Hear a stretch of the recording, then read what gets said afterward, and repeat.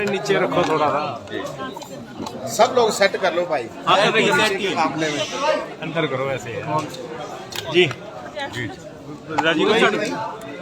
हाँ जी करो रोल करो।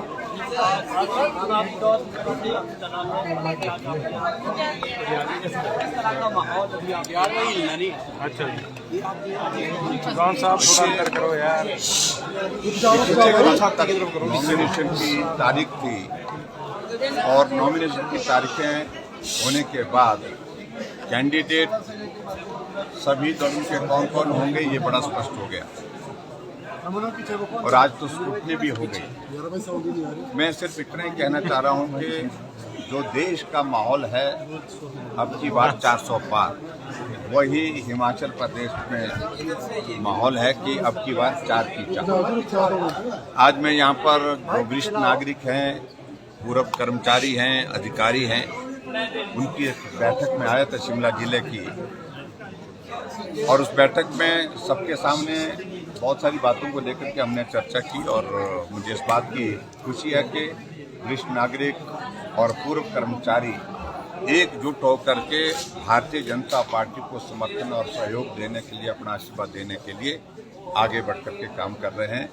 सबका सामने एक ही लक्ष्य है कि नरेंद्र मोदी जी तीसरी बार प्रधानमंत्री बने। ये देश की आवश्यकता है, ये हम सब की आवश्यकता है और इस आवश्यकता को पूरा करने के लिए हमारा पूरा सहयोग होगा। उसके लिए आज ये बैठक यहाँ पर आयोजित की गई थी, इस बैठक में मेरा आना हुआ। बाकी तो मैं यही कहूँगा कि 6 जो उपचुनाव हो रहे हैं, उन उपचुनाव में भी भारतीय जनता पार्टी जीतेगी, निश्चित रूप से जीतेगी, और उसके बाद आगे की आगे देखेंगे।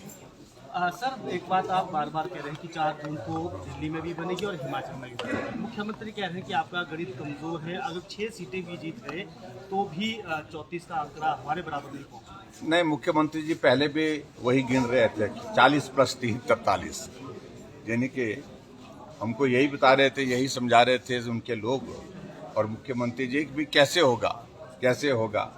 परिणाम आया, वो 43 नहीं थे, वो 34 हो गए, और भारतीय जनता पार्टी 25 नहीं थे, वो 34 हो गए, और अल्टीमेटली इतना प्रचंड बहुमत होने के बावजूद वो चुनाव हारे राज्यसभा का। और इसलिए आंकड़े के हिसाब से मुझे लगता है कि जो वस्तु स्थिति है उनको थोड़ा अपना आकलन करना चाहिए। मेरा हिसाब ठीक है या नहीं है, इस पर ज़्यादा मत जाइए। मेरा हिसाब गड़बड़ ही है तो कोई बात नहीं, लेकिन मेरे हिसाब के गड़बड़ होने से सरकार गड़बड़ हो गई है। मेरा आप सबके माध्यम से यही है उनको कि ये आंकड़ों के जाल में जाओगे ना तो बहुत ज़्यादा संकट में रहोगे आने वाले समय में।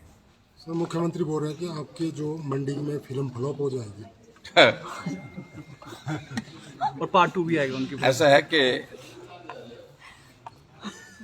मुख्यमंत्री जी मुद्दों पर चुनाव लड़े तो अच्छा रहता, लेकिन अब फिल्म का जिक्र करना चाहेंगे तो मैं तो ये कहूँगा, मैं ही उनके अंदाज में अगर मैं कहूँ, हम हिमाचल प्रदेश में मुख्यमंत्री बने 5 साल तक पूरा दम के साथ हमने सरकार चलाई, बहुत बेहतर काम करने की कोशिश की। आज भी उन योजनाओं को लोग याद करते हैं, स्मरण करते हैं, लेकिन 15-16 महीने की सरकार हिमाचल प्रदेश में एक भी योजना जमीन पर अभी तक लागू नहीं हो पाई।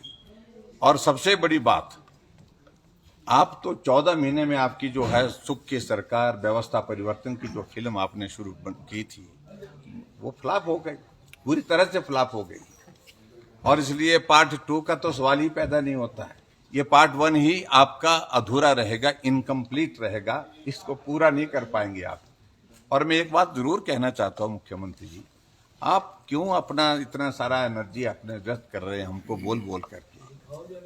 आपके बारे में फैसला हो चुका है कांग्रेस पार्टी में कि व्यवस्था चुनाव तक है लोकसभा के, उसके बाद व्यवस्था बदलेगी। और जो अगल बगल में आपके हैं, हम तो सामने ही आपके लोकसभा के चुनाव में हो चाहे कोई चुनाव हो, हम तो विपक्ष के नेता हैं, विपक्ष का नेता तो सामने ही होगा। लेकिन जो अगल बगल उनके चेहरे भी थोड़ा देखते रहिए कि वो इशारे क्या कर रहे हैं और आपके साथ खड़े होकर के क्या बोल रहे हैं।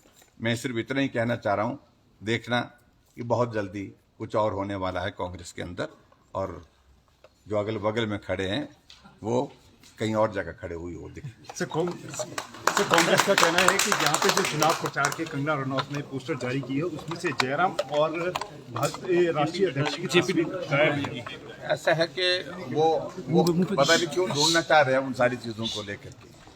मैं इतना ही कह रहा हूँ कि हमारा पोस्टर हो, हमारा फोटो पोस्टर में हो चाहे ना हो, वो कोई महत्व का विषय। हम चुनाव बहुत गंभीरता के साथ लड़ रहे हैं चारों सीटों में, और कांग्रेस पार्टी चारों सीटों पर हारेगी, मंडी में भी हारेगी।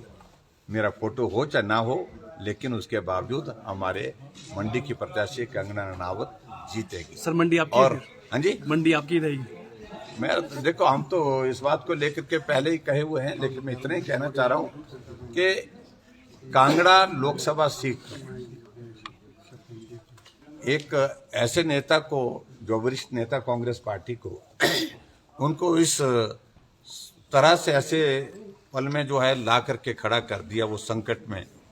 और उस संकट में मुझे लग रहा कि, मुझे दिख नहीं रहा कि वो उनकी मदद कर रहे हैं, कि उनको जलील करने के लिए, उनको परेशान करने के लिए ये चुनाव लड़ा रहे हैं।